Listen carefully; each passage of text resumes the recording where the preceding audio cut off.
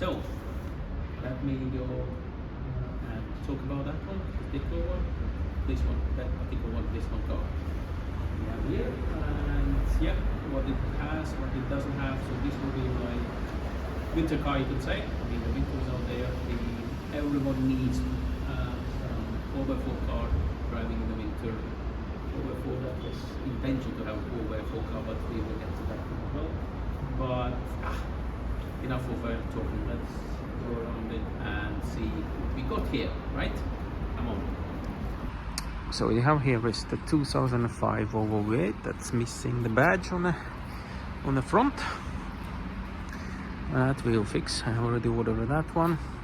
I mean, from outside it doesn't look too bad. So this is the pre-facelifted model. So on the facelift models you have an indicator here, and pre-facelifted one you have it here. I mean, outside doesn't look too bad. The handle is a bit worn here.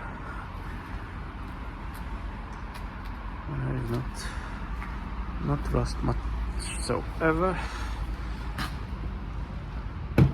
The tailgate opening is just a bit sticking, but look at this, guys. I mean, yeah, that's the most important badge, and this is the second most important badge. This is the Morse edition. No, it's not. Just a nice sticker, but the split tailgate. I mean, how nice is that? I mean, you could sit there, and let's click on here. I mean, it's a 7-seater, so those are really coming like 5-seaters or 7-seaters if you, the customers were willing to order. So very neat if you have a lot of kids or drunk friends to carry along. All right. Otherwise, this side as well, it's not too bad. And it's dirty, of course. Yeah, sorry for that. I mean, showing the dirty car. And we have the one thing here on the bonnet. Hood, yeah.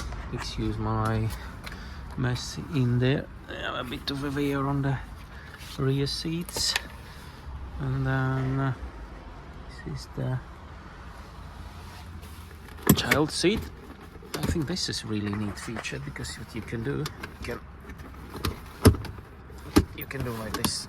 It's very hard with one hand, and basically it converts to the child seat, or you can just put it down there. And of course the seats, I mean, they are moving back and forth and closer and back, and then you can access the rear ones. Funny thing, in the rear you can have a aux output for third row passengers, so they can listen to the tunes as well. This is cool thing as well. On most of the Volvos, you could say, in a B pillar you have a vent that goes fresh air into the teeth of the rear passengers. What else do we have here? I mean, this is quite not interesting, but a combination. So is the fabric with the artificial leather basically there. That one is a bit worn, and I will come to that one as well. And otherwise, I mean, you see, the A pillar, that one is, you see, there's a bit of peeled off, but the headliner looks really nice. It's not sagging, nothing there. And that one. So from that side we can go into the driver's seat. I can look inside here. So I really like this old, it's 2000, but I mean, it developed of course in the end of 90s. A lot of buttons and these audio system as well, so you were able to have a couple of audio systems. The one was like a base or basic model, then it was upgrades as well, and this is the premium sound, so to speak. You have a speaker in the dash as well, you have a really powerful amplifier. The sound is really good on these ones, and that's why I like them as well. So generally, well, really good on their audio systems. And this as well as the subwoofer in the rear also. And funny enough, that small slot there yeah, either you can put the phone or whatever, but it was meant to be for a mini disc player, and actually you can buy them still. So if you fancy some cool stuff there, you could put in the mini disc player and play the tunes here. Yeah, and then what else? I think you guys would be interested in the mileage, and the mileage is, see down there, yes, it's a 500,000 mile or 500,000 kilometer car to be more precisely. So how is the range? 535,000 kilometers on the clock. I mean, and it runs and drives, and the gearbox shifts nicely, and I have some video on that one, how it works and what it does. That there. Otherwise, all the buttons works here. I mean, everything works. Windows works. I mean, what else? I mean, yeah, the sunroof as well. Just to look on the stars. That one is working also.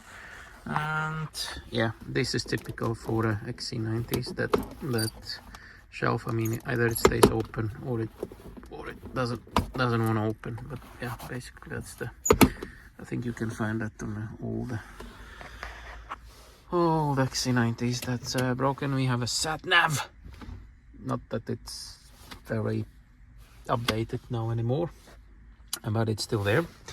Sport steering wheel, it's a bit crooked. Let me start an engine. I can just turn it. I can turn it. Can I turn it? Yes, I can turn it, so it's now straight.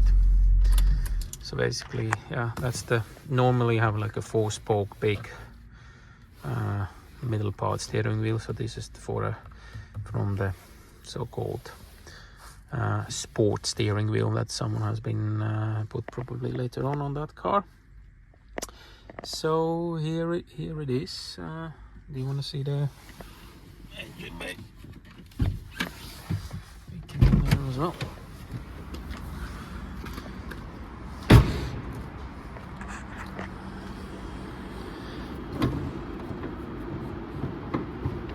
If I can open up. So this is how a Mighty V8 looks like. I mean, it's a really nice engine actually, and it's been actually taken from the Yamaha boat engine. So because it's the V, it's not V like 90 degrees, but it's V like 60 degrees. So because they could have quite actually narrow engine there, it can be put in. So you see, everything, I mean, everything is there. I mean, nothing is broken off, or it's really, you could say clean enough, but you don't really see, because we have some issues to be fixed on the car there. So, but I mean, it's everything is there.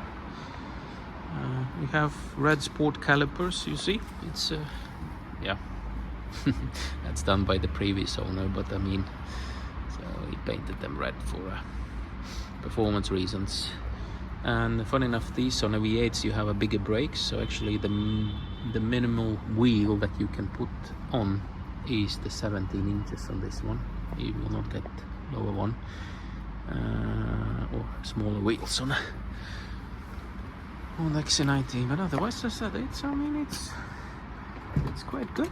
I mean, you see. Do you wanna hear how it sounds? Okay, let me put you in behind, and we'll just start the engine.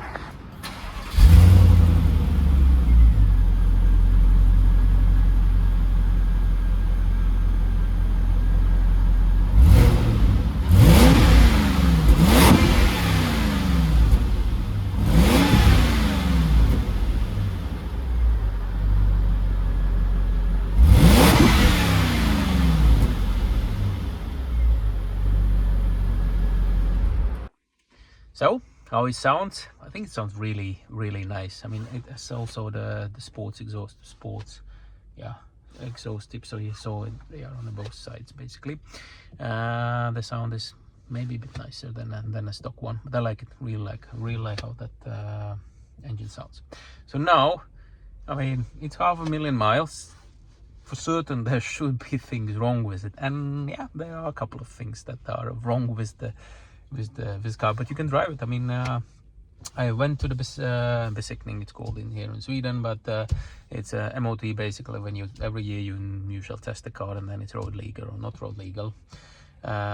So in this case it didn't pass, and it didn't pass actually for one small reason: the handbrake, or it's actually full operated brake, but yeah, the parking brake, that one was not sufficient enough. And then I thought I can make that in another video how we can fix it, and fix it that you actually don't need to worry about it anymore.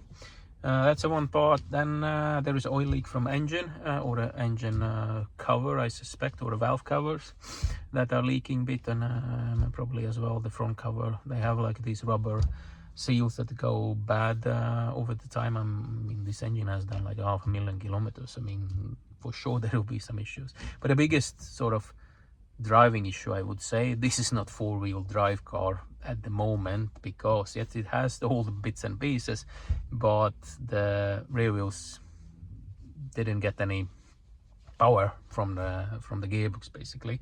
And the reason why it's the angle gear is the sleeves are eaten up basically, and I am broken. So basically now this is the front wheel driven V8 XC90, and it's I mean, it spins from wheels a lot, so I need to fix that one. Already ordered the parts.